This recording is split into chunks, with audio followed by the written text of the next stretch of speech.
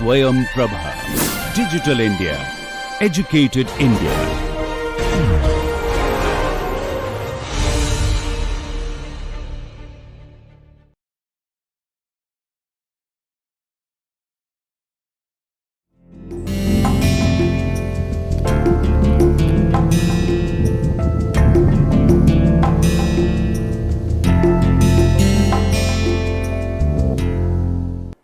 Hello everyone. I hope you all are doing well. This is Dr. Angan Singupta. I am an assistant professor with Amrita Vishwavidyapeetham. I hope that you are doing well, you and your family members. I welcome you all on behalf of Swayam Prabha in our 12th lecture. Today we are going to discuss on game theory, and we have already discussed on the market perfectly competitive market and market imperfection. And so from that, taking the cue from these oligopoly markets, that how decision makings can be strategic between a group of firms or suppliers. We will discuss game theory today. So when do we really study game theory? If the market, as again I said, oligopolistic market, if the market is composed by a small number of firms or generally regulated or dominated by a small number of firms, each firm needs to act carefully, strategically, considering that what are the decisions going to be taken by their competitors. That is very, very important to sustain or survive in that particular market structure. Each firm affects the market price. In oligopoly, again, every firm has a price making behavior, so they can determine the price. And that why they change the prices, why they want to change the prices, to affect the quantity that is being supplied in that particular market or produced. Suppose there are two firms, for an example, which are producing 100 units. If one of the firms decides to increase the production by 10 units, so why will they increase the production? They have to, if there is a demand, they will increase the supply, right? Otherwise, they won't increase the supply, right? So if the market supply now increased from 100 into 2, initially it was 200, now say farm A increases it by 10 units to now it becomes 210 units. And the price needs to be dropped, otherwise the consumers will not be encouraged to buy that commodity. So if the total market supply is increasing from 200 to 210, the price has to drop to reach an equilibrium. Fair enough. Therefore, it also affects the profits. If not that firm, maybe they have kept it similar. If we do not know, elasticity is one, and their total revenue is not changing, so we do not know what is happening. But the other firm, who is not, who is probably taking time to respond, their profit can be affected. So the profit can be altered, right? There is like a complete possibility. Each firm knows that its profit depends not only to how much it produced, but also on how much the other firm is producing, right? If the other firm also wants to drop their price and supplying 110, that additional profit this first mover was incurring, that may go, that may again get shared. So when someone takes a decision, they also take under consideration that, well, my competitors will also react. Yes, or how my competitors do react. So what is game theory now? It's a study of how rational and intelligent people, rational and intelligent, because they are not only taking their decisions, they are wisely thinking. They are wise enough to consider all other competitors' decisions to place their best strategies. Yes. So they are rational. They will not like to make loss. They will not like to, when they are thinking of a profit, they will be very careful, and they behave in a strategic way during any conflict or competition. Which are strategic decisions? They are taken by each person in deciding what will be my decision, my action, my strategy, so that I also consider that how others will respond, or how I am thinking that others will respond, and this will be my best strategy, right? So my optimal decisions will depend, or should depend, in game theory on what others do in the game, right? So if a if I am A, B has taken this or will take this decision that I am thinking, I will take this. If B is taking some other decision, my decision can be not this but that, right? So whatever will be my decision has to always come from a rational understanding how my competitors will behave or react, or if they are taking their decision first, how they are going to take their decision and how I will respond. It can be simultaneous, it can be sequential, it can be together, it can be one after another, like we have studied in oligopoly. Professor John von Neumann and Oscar Morgenstern in the year of 1928 was the first proponent of game theory. And after that, you have heard of probably Professor John Nash. There is a, Oscar winning Professor John Nash won Nobel Prize, of course, but there was an Oscar Academy Award winning film, Beautiful Mind, on Professor John Nash, his life. So what is a game? A game has four elements to describe a game.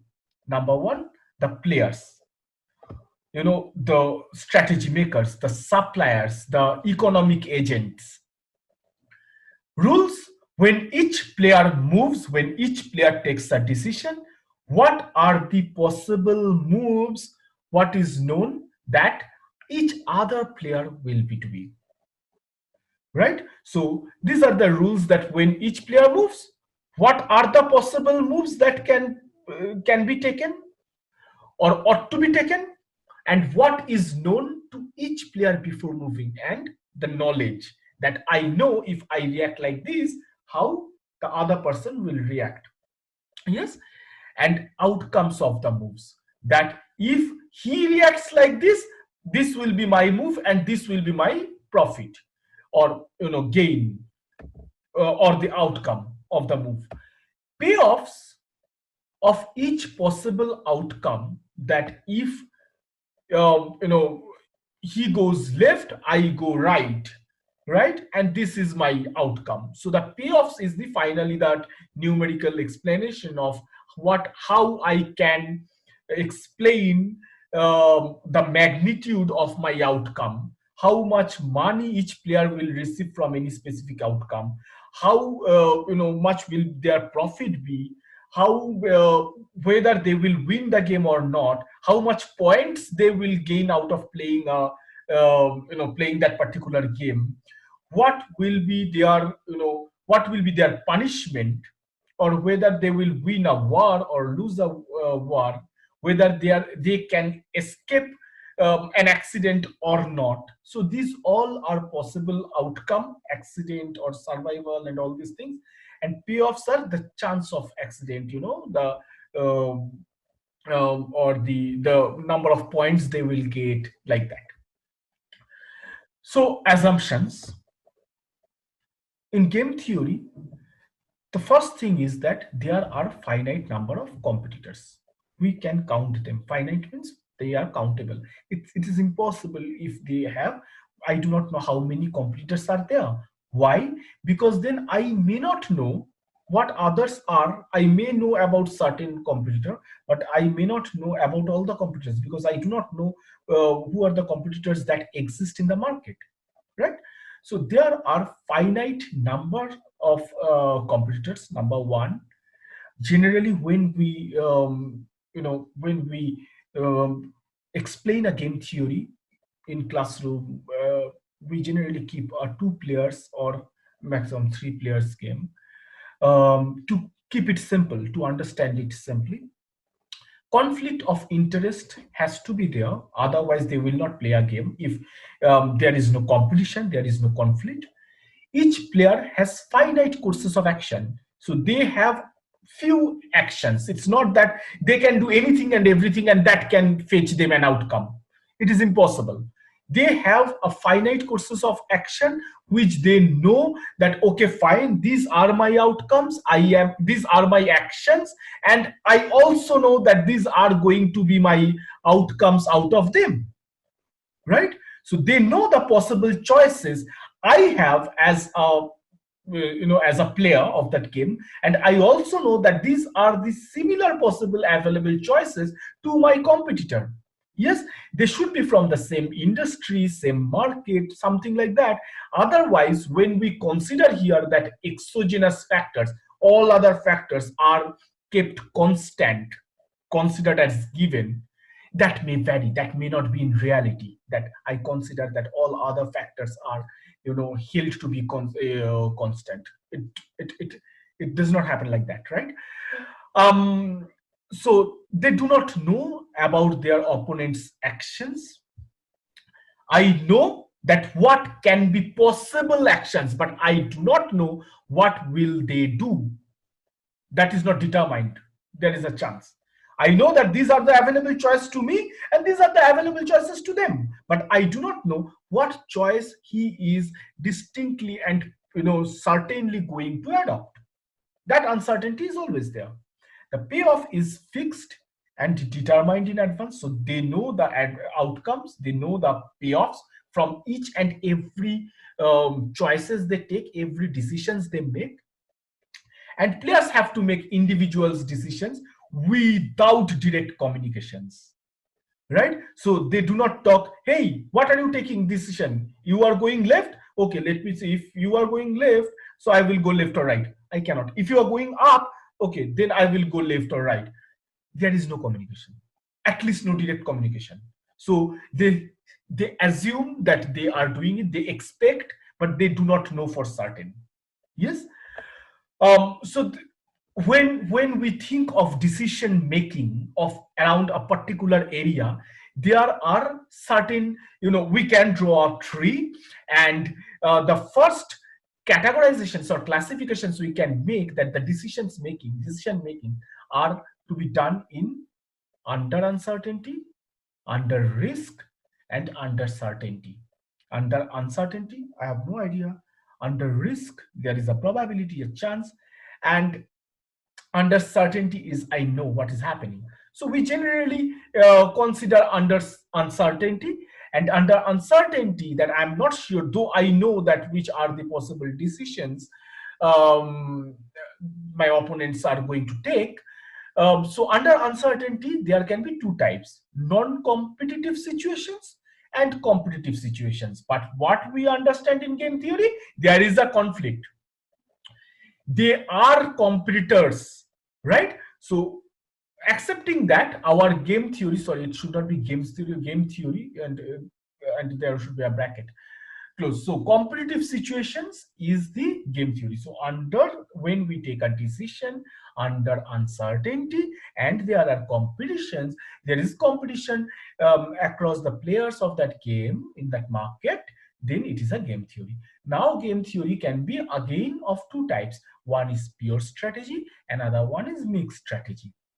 Under mixed strategy, there are 2 into 2 strategies games, 2 into n or 2 into m strategies games, multiple strategies games. So we will discuss mostly 2 into 2. So let us first go to the different types of games, what essentially we need to understand as a student of basic microeconomics. Coming to the classifications, what we have discussed, starting from there, a two-person game is a game where we have just 2 players. In-person game, a game with more than 2 players. There can be 3, there can be 4, but there can be 1577 as long as it's a finite one. So according to game theory's assumption, there has to be a finite number of players. So a game with more than 2 players. Zero sum game, a game in which sum of amounts won by all winners is equal to sum of amount lost by all losers. So, if I win 5, if then someone has to lose. So all winners, okay? So in a two-person game, if I am playing and you are playing, if you are winning 5 total, I have to lose 5. So total, the outcome, total payoff has to the summation has to be 0. So a game in which sum of amounts won by all winners is equal to the sum of amounts lost by all winners. So if you add them, then it is going to be 0, right? Plus 5 minus 5. Non-zero sum game is where the sum of gains and losses are certainly not going to add up to 0. When you add them, it can be positive, it can be negative, but it is not 0, or they are not equal, right? So gains and losses are not equal. A pure strategy game is where a game in which the best strategy for each and every player is to play one strategy throughout the game. Okay, so whatever happens, I will play this. So that is a pure strategy game. Whatever happens, whatever my competitor is taking decision, I will take this decision. Pure strategy. A mixed strategy is a game in which each player employs different strategies at different times in the game. So they can think, okay, if they are confessing, then I will confess, but if they are denying, I will deny, something like that. Or if they are running, I will stop, and if they are stopping, then I will run, something. Or if they are, so I have to decide that my decisions are varying across my expectations coming from my other competitors, right? What I expect them to do. So a game in which each player employs different strategies, I run or I stop or I run in the opposite direction, whatever, it employs different strategies at different conditions at different times in the game, or with varying expectations of these strategies adopted by their competitors. What is a payoff? It is the outcome of a game or gain of a player's selected strategy. Outcome of a game or the gain of the player's selected gain of the player's selected strategy for any given counter strategy of the competitor. So if B takes this decision, what will be A's payoff? Numerically, in numbers, we express that. Payoff matrix is a table that shows all the players and all their strategies and all the respective outcomes or payoffs, such as if player B goes left, and player A goes up and down, or player B goes right, B goes left or right or up and down, what will be the payoff? I again say this. If the player B goes left, player A can go up and down. So when player A goes up, so according to the player B's decision going left, what will be their payoff for player A and player B? If player A goes down, if player B is going left, what will be the payoff? Going for right, B is going left, A expects that, and A is going down, so what he will gain? All right. So similarly, if player B goes right and player A goes up, whatever point they are getting, that is their payoff. If A is going down, whatever he or she is getting. So, and it's not that player B's gain will be constant. No, the moment player A goes down, as player B does not know that whether player A is going up or down when he goes left and right, so his gain or outcome is also changing. We are coming to that. Dominant strategies, the strategy that gives optimum payoff optimum, the best one, payoff, no matter what the opponent does. So a game, the strategy that gives the optimum, the best outcome, no matter what the opponent does, then that particular strategy is the dominant strategy. I will continuously stick to that particular strategy, right? So this is so we are trying our game theoretic understanding with prisoner's dilemma, and here we have a payoff matrix. So during a so what this payoff matrix is, let me explain that first. So over here there are these A's options, over here B's options. A can confess and deny, B can similarly confess and deny. If A is, so now let us assume that B is confessing. A is assuming that B is confessing. So if B confesses and A confesses, A's gain is 5, B's gain is 5. I will give you the story here. So both of them probably committed a crime and have brought to the police station. Both of them have committed a crime, have brought to the police station. A now confesses when A expects that B is also confessing. Now, when both of them, now they do not know, A does not know what B is saying, A just knows that B may confess or B may deny. Similarly, B does not know what A is doing. B thinks A can confess and A can deny. So A's decision will be based on what B thinks, B's decision will be based on what A thinks, right?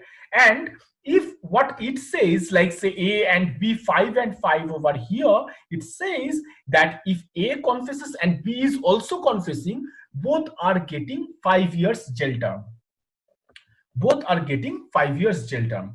But if A is confessing but B is denying, A is confessing that both of us, so this is A's decision, confessing, B is denying, then A will get 2 years jail term, but B will get 10 years jail term, right? Because now B was lying and he will get the entire maximum punishment. But as A has confessed and have helped to crack the case, so A's punishment will go down, but he will still get 2 years punishment. Good. Same thing happens if B confesses but A denies, then B is getting 2 years jail term, A is getting 10 years jail term. But if both of them denies, then what happens? If both of them denies, then what happens? Then both of them will be released, no punishment, right? So this is my payoff, and these are payoff matrix, and these are my payoffs. So A's payoff is 5 if he is confessing and B is also confessing.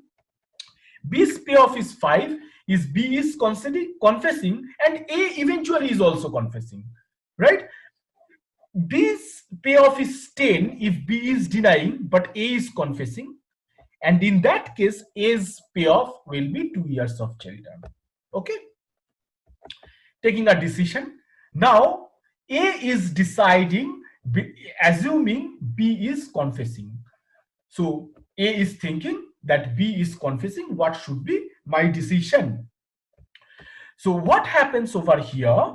If A is thinking that okay, B is confessing, so let me confess.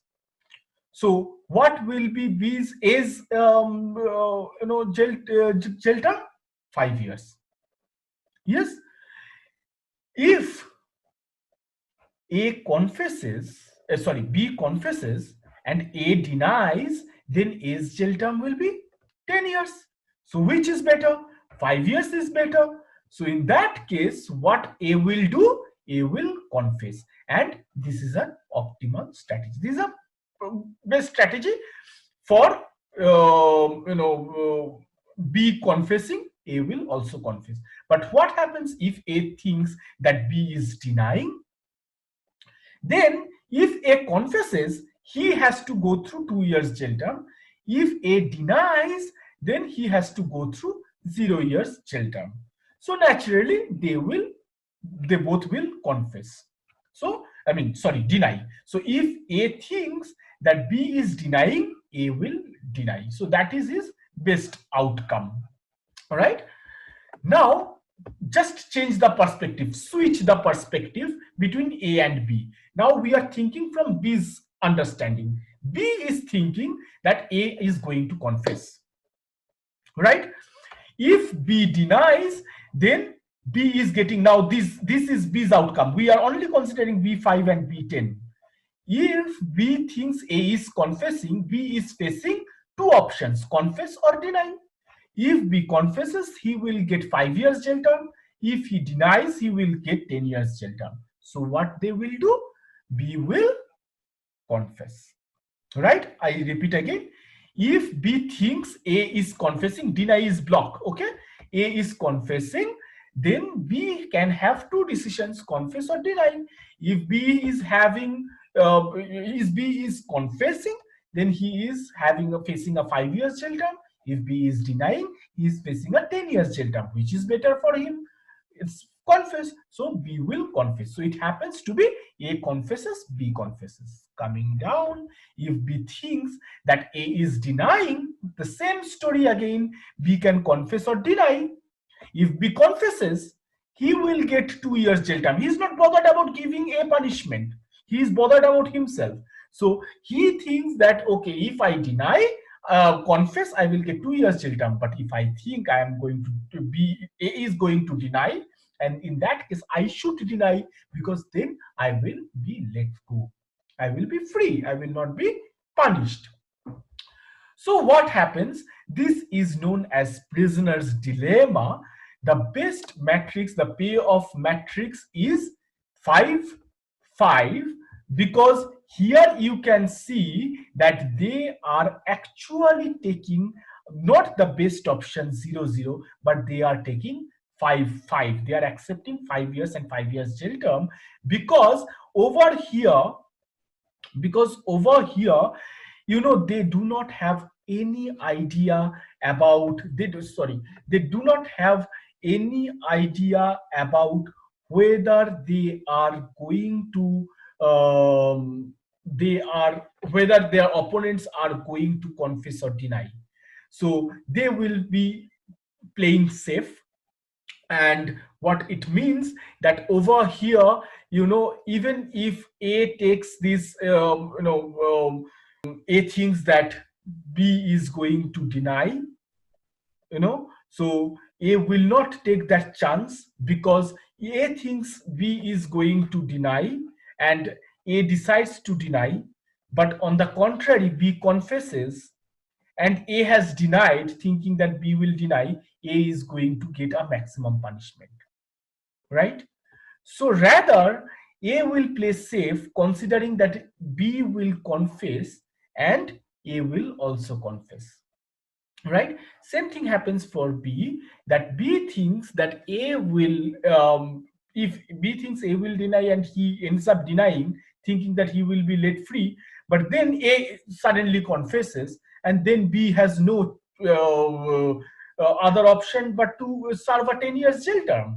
So B will not want that. So what over here, sorry, B will not want that. So what B does, B ends up confessing. So this is the best decision, which given the dilemma which both these players having, but of course not the in terms of the outcome, that it is not the best possible outcome they could get out of all the choices, but this is the most meaningful or rational outcome, right?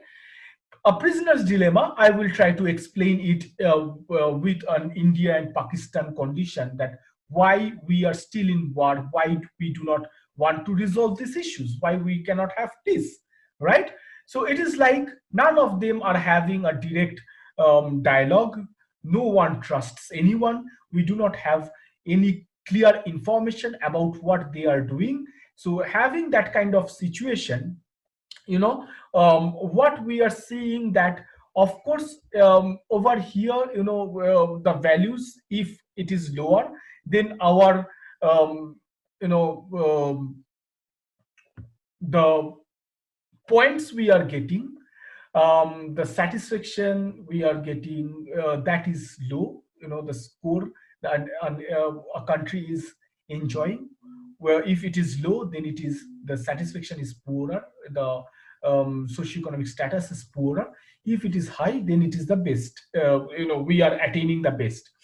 So what it means is, during this India and Pakistan conflict, if again I have not shown that completely black in it, what we can observe here is, if we are say India is considering that Pakistan will go for peace, if India is considering, so forget about the war, we just have this part. If India is considering this, Pakistan will go for peace, and then uh, India can, so over here if you see that this is India's payoff, and this is Pakistan's payoff, right? Similarly, this is India's payoff, this is Pakistan's payoff. So if India is going for peace, India thinks that Pakistan is going for peace. India can have two options. One is peace and one is war. Similarly, if India thinks that Pakistan is going for war, forget this, only this part, then India again can have two options: either go for peace or go for war. All right.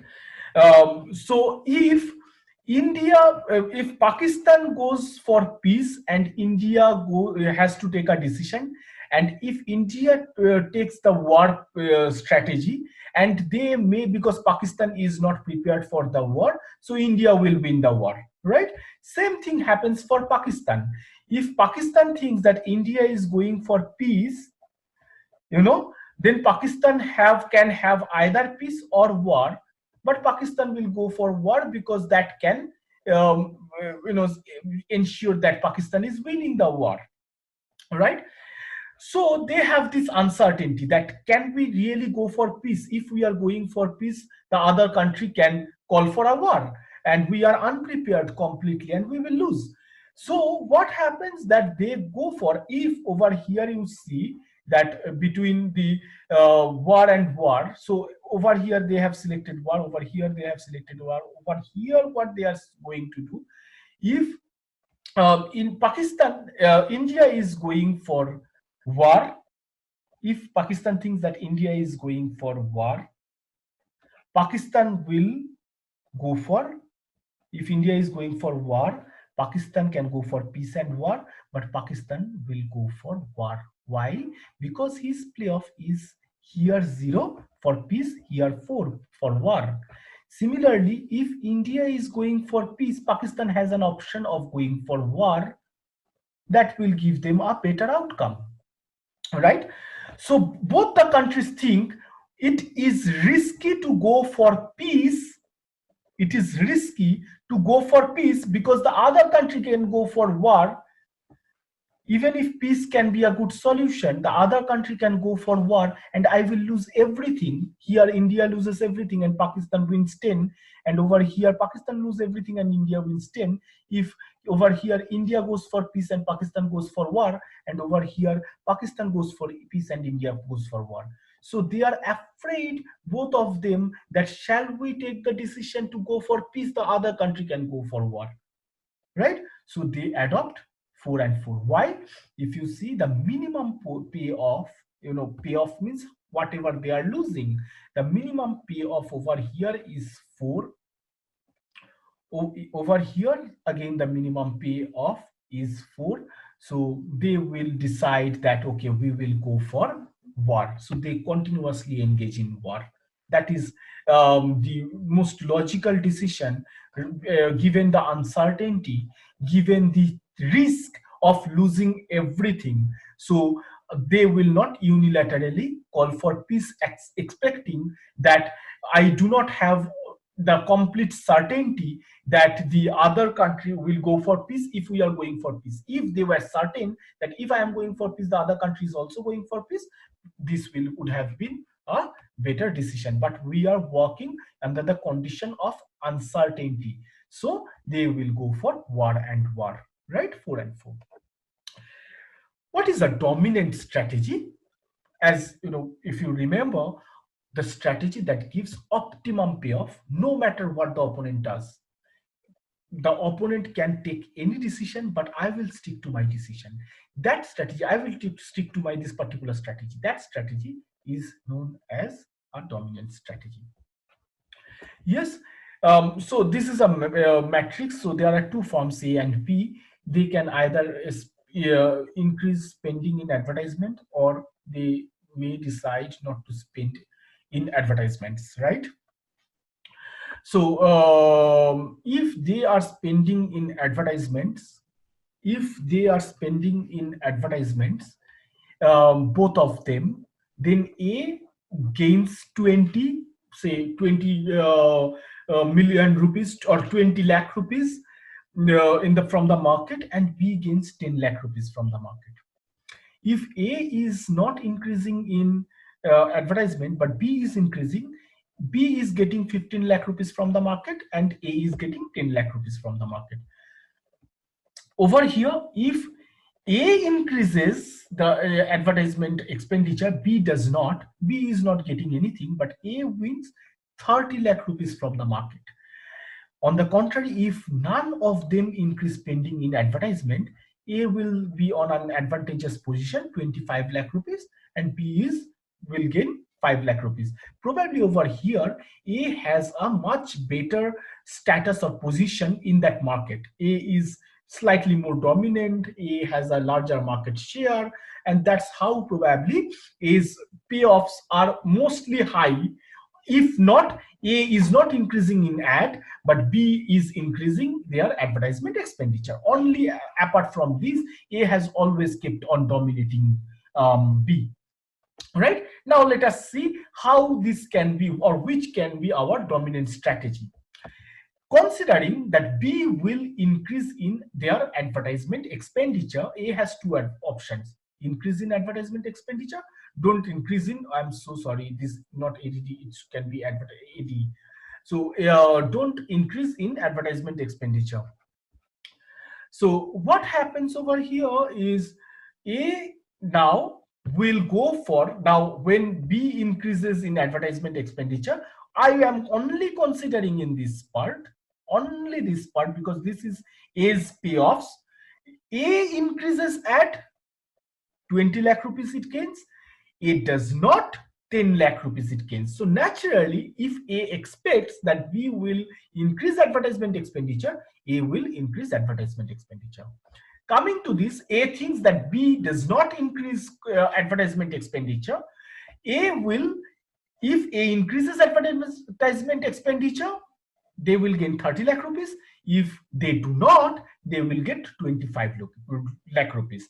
So what is A's decision then?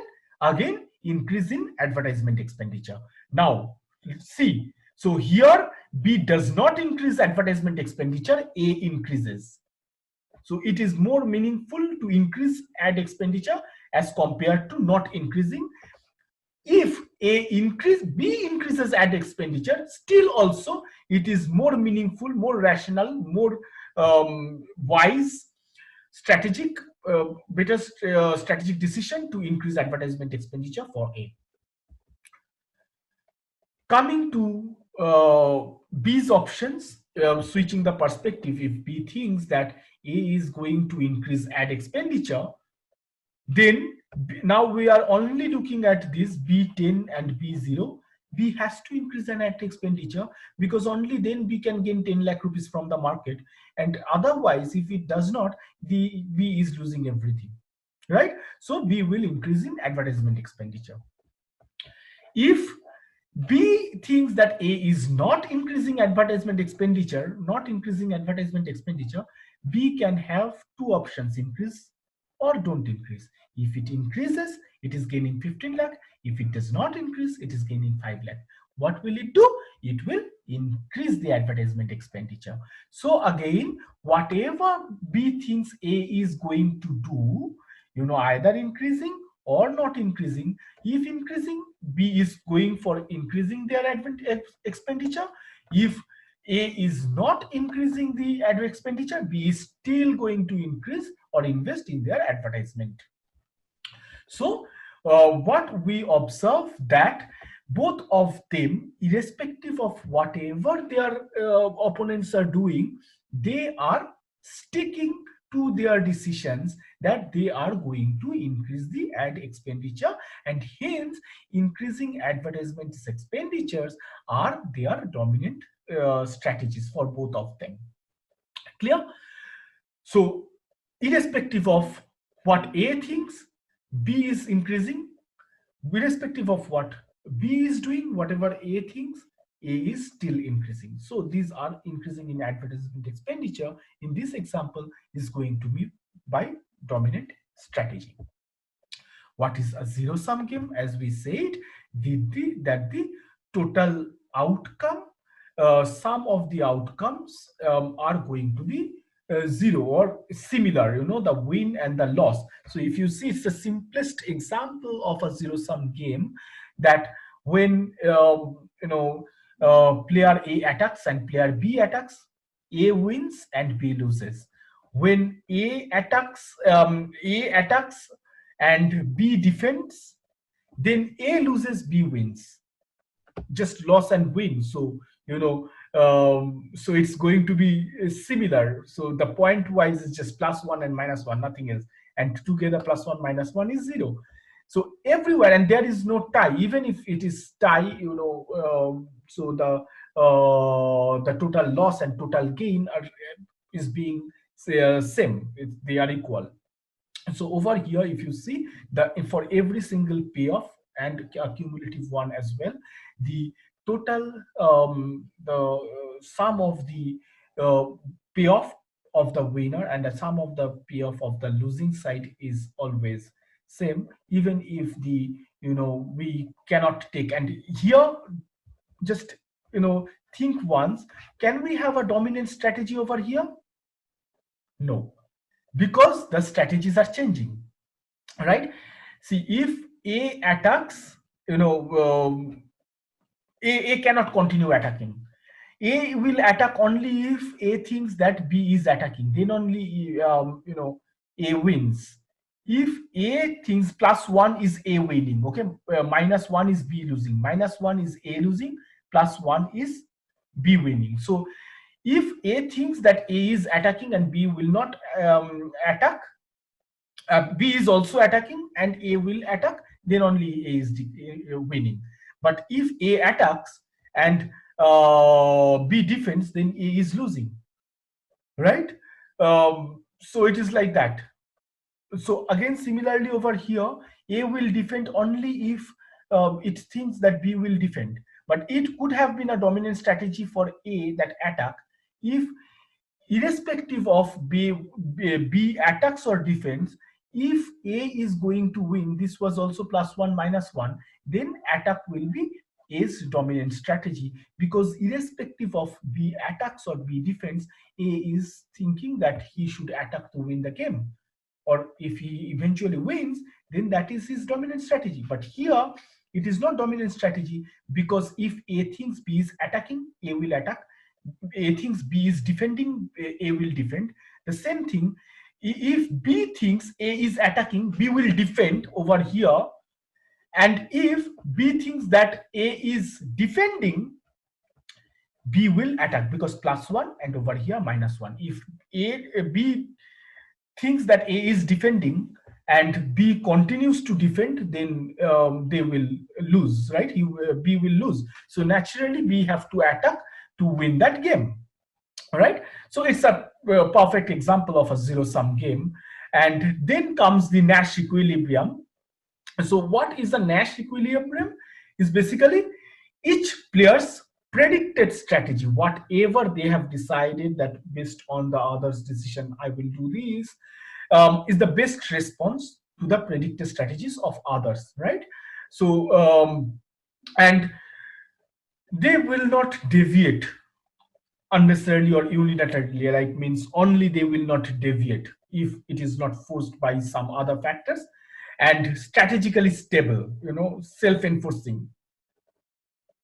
What we observe in a Nash equilibrium, let us understand. So first, they do not deviate, they are firm, they do not deviate by themselves, and the predicted strategy is going to be the best response. Let us see. So in this, in this is a payoff matrix for A and B's option and confess and denial. Let's see what happens when A thinks that B is going to confess. A confesses because now it is negative, because A is now going for a 3 years punishment. Okay, it's kind of a prisoner's dilemma, or A is losing 3 points if B is confessing and A is denying. A is losing 9 points, so naturally A will confess. So A is losing 3 points, and it's much better than losing 9 points, right? But if A thinks that B is denying, then A will confess, because if A denies, even if B denies, unlike the previous example, if A denies, even if B denies, A is still losing 1 point. But if B denies, but A is confessing, then A is not losing anything. He is stable. 0. Not winning, but not losing probably. Yeah, so A's point is 0, not -1. So naturally better. So what happens if A thinks that B is confessing? A is confessing, -3. If A thinks that B is denying, A still is confessing, 0. Now, switching the perspective, if we are going to B's side and trying to understand, and if we see A is confessing, then we see that A is confessing -3. And if if B thinks that A is confessing, -3, and if B goes on denying, -9. So naturally -3 is the better option. So B will confess. And if B thinks that A is denying, so it's the same thing, so B will be better off in order to confessing rather than denying. So B will confess. So B will not deny. So B will confess, and his payoff will be 0 if he thinks that A is denying. So what we observe over here, considering everything, A confess, B confess is -3, -3. A confess, B deny, 0, -9, 9. So when so it's like when A confesses, B confesses. When B denies, A confesses. When A denies, B confesses. All right. So naturally over here we have a convergence that -3 and -3 is the best decision. So A's best strategy is always to confess, even if B denies, and B's decision is always to confess, even if A denies or A confesses. So as the best strategies are confessing for both of them, kind of a dominant strategy, then this is my Nash equilibrium. Now there can be several types of Nash equilibrium. There can be multiple Nash equilibriums in a particular game. So what we observe over here is, if you see that in this particular game, just let us assume that player A is thinking that player B will go left. If player B goes left, player A can either go up or go down. What player A will do?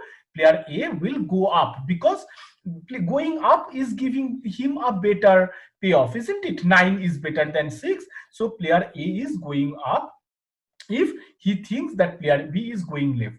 But if player A thinks that player B is going right, then what he will do? They will choose 7, because 7 is more than 5, right? Switching the perspective, what we see, if player B thinks that player A is going up, player B will go left. That's because this is giving him a better payoff. 7 is more than 6. And if player B thinks that player A is going down, player B will go to right, right? So because that gives him a better payoff more than 9. So then it is also again a Nash equilibrium, because if player A is going left, it is always up, and A is going up, it is always left. And if player B is going right, A is going down, or A is going down, player B is going right. It is again a Nash equilibrium, and we have two Nash equilibriums, because whenever it is left player, it is going to be up. B's left is up, and B's right is down, and vice versa. So we have two Nash equilibrium, which is predominantly give them certainly giving them a larger payoff as compared to going otherwise, taking other decisions. No Nash equilibrium. Over here we see that over here, if player B, so the values have changed. If player B is player A thinks B is going left, so player A is going down 9. Good. If player A thinks player B is going right, player A's base decision will be 5, not 3, going up, right? If player B is going left, A is going down, player B is going right, A is going up. Next, what happens if player B thinks A is going up, right? Player B is going left, right? So there is this unmatching, right? If player B thinks that player A is going down, so B will go for right. Again, here is an unmatching. So here you will not find any Nash equilibrium, because none of their strategies are matching, right? So a mixed strategy is something like this, what we observe, in case B confesses, it's a, you can observe, it's a zero sum game. But otherwise, why it's a mixed strategy, let me explain you. In case B confesses, A's base strategy will be to confess. In case B denies, A's strategy will be to deny. A's strategy will be to, in case B denies, A's strategy will be to deny. So if B confesses, A's strategy will be to confess. If A thinks that B is denying, A's strategy will be to deny. Coming to the B's understanding, in case, I'm sorry, it has to be in case A denies, okay? It is A denies. In case A confesses, B's best strategy will be to deny. In case A denies, it is A. In case A denies, B's strategy, in case A denies, B's strategy will be to confess. Sorry, here.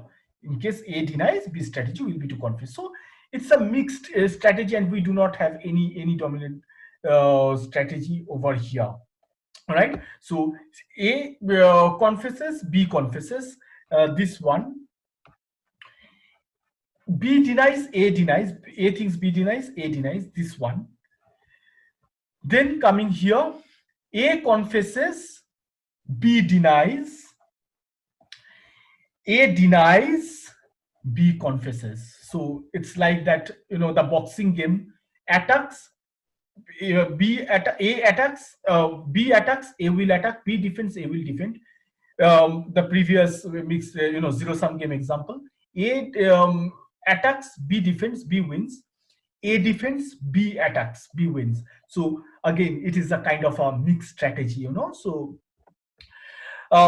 the dynamic games are something like where the games are changing, sequential moves. One player moves, and then the second player observes and then moves. Then it is known as a dynamic games. Now we are whatever we are doing, it's a simultaneous. They are simultaneously taking the decisions. But over here, what we are trying to understand, it's a dynamic game. So we will not be committing too much on these dynamic games.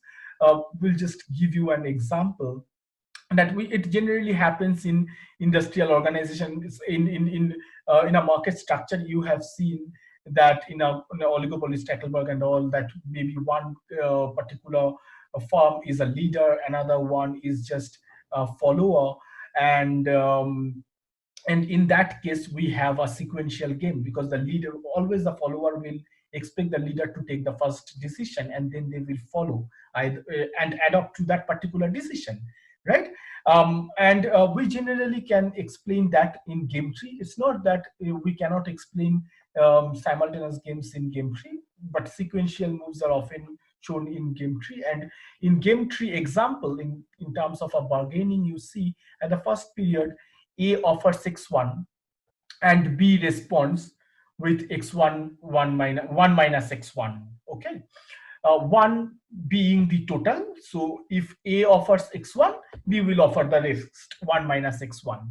In period 2, it can be B offers x2, right? And A follows, A offers x2 1 minus x2, and then A offers x3 and then B responds, so it's a sequential game. Someone offers, then someone else responds, and if they deviate, it is 0 and 0, no one gains. So they will probably here ends the game, and no one deviates further, right? So this is a game tree. We generally explain it in a tree format. Over here you can see player one is taking the first decision, and either they will go or swerve, and then player 2 has 2 options.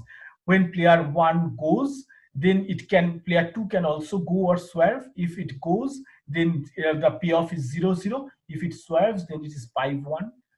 If player 2 goes, when player 1 swerves, then player 2 wins 5 points and it is 1-5. And if player 1 swerves but player 2 swerves, then player 1's payoff is 4, but player B's payoff is 4. So we can very well explain this in a matrix form, where go swerve, and when 1 is go and go, so it can be 0 and 0 in the first box, 0 and 0, and in the row wise the next one is player 1 goes and player B swerves, 5-1, right? And in the bottom player 1 swerves, so if it is go and swerve, in the bottom player 1 swerves and player B is going, so 1-5, and player 1 has swerved and player B is swerving in the side, so it is 4-4. So 0-0, 5-1, 1-5, 4-4. So this can be a matrix of a game tree where both the players, and it can increase it, it can continuously go on, the game can go on, and the branches can lead to several other branches, right? And we can attach a probability that what is the probability that a particular player will go or a particular player will swerve, and based on that their the expected payoff will be estimated, like say P into 0 plus 1 minus P into 0, P into 5 and 1 minus P into 1, something like that. Or this is how a player's expected payoff will be, like say player 2's expected payoff will be estimated, or player 1's expected payoff will be estimated. Player 2's is 0 into P, Q, probably Q is a different probability based on whether they will go or swerve, and it will be 1 into 1 minus Q, and then depending on the value of Q, they will get an expected overall payoff, and it can continue. So then we can have a separate types of game with certainty, but we are not going into that in our course. So we will discuss about the limitations of the game theory. The basic limitations of the game theory are the assumptions that all the players have a perfect knowledge. They know about their decisions and every other payoffs, their competitors' decisions and their payoffs. It does not work like that practically, right? We do not know what others are doing, and so that is considered in the assumption that we do not know what others are doing. But I know the payoff, that if they do this and they do not do this, they do something else, and what will be my payoff. So and the knowledge that they have just these 2 or 3 or 4 or 5 finite number of options. They do not have any more options. That is impractical. They may have several options. I do not know what they are doing, right? So apart from this, India and Pakistan, like war and peace, there can be several other political games that they can be playing. So we have no idea. Pakistan is completely in, has no idea what India is doing.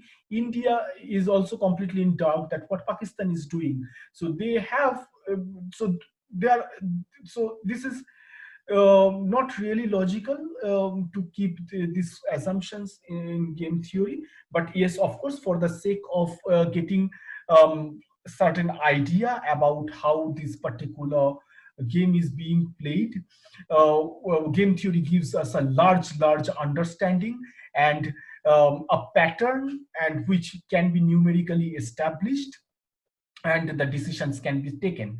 Of course, we do not know everything, and we consider that fact that we do not know everything, and whatever we know, we try to optimize based on our available resources or knowledge.